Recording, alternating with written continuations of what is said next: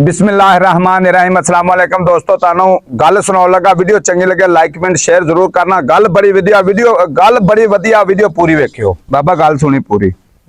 कोई बादशाह सी ओदी धी दी शादी सी, ठीक है ना। अच्छा बादशाह ने आख्या अपने नौकरां नूं भी पूरी दुनिया दे विचों दाज इकट्ठा करके लो, मेरी एक एक धी आ ते मैं ओनूं दुनिया दी कोई चीज ऐसी ना रवे जेड़ी ना नहीं हुंदा मेरी धी नूं ना मिले। उन्हां पूरी दुनिया चों दाज इकट्ठा कीता करके ते लै आंदा, इकट्ठा करके ते रख दिता। उन्होंने दुनिया सदी आन के वेखो भी मेरे दाज कोई कमी तो नहीं, मैं अपनी धी नूं पूरी दुनिया की हर शै दित्ती आ। शामी वेख के गए दाज ते एक माई सी वेख के ना ते ऐ नक चढ़ा गई। बादशाह ने वेख्या उन्हें हा यार मैं दाज कोई कसर नहीं छड़ी आ। माई बादशाह वेखन दिया उन्हें हा माई नक को चढ़ा के गई आ, उन्हें दाज कोई कमी रह गई है। उन्हें अज किया सारा दाज तय खाने च सटाता। उन्हें अगले दिन फिर आख्या जाओ पूरी दुनिया ते कोई चीज ऐसी ना रवे जिहदे च कमी होवे, मेरी धी दे किसी चीज कमी ना रह जावे, कोई नक ना चढ़ा के जावे। उन्हें फिर इकट्ठा किया, ऐलान कराया, दुनिया वेखन आई। वो माई फिर आई तो फिर ना जान लग्या बादशाह वेखन दिया, फिर ऐ कर गई।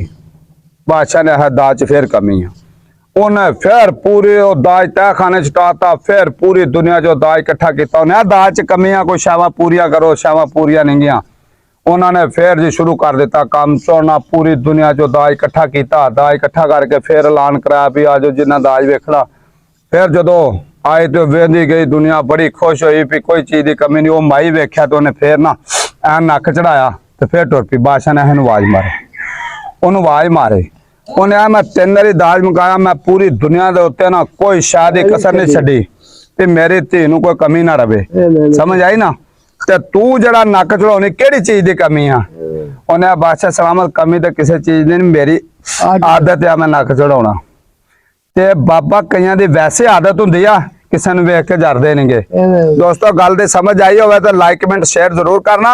दुनिया किसी नूं जरदी नहीं कि तू जो मर्जी लिया जा, किसी चीज नूं लोग चंगा नहीं समझते। ते बहुत मेहरबानी तुहाडी वीडियो जिन्ना हो सके लाइक कमेंट शेयर जरूर करना। बहुत शुक्रिया। पाकिस्तान जिंदाबाद।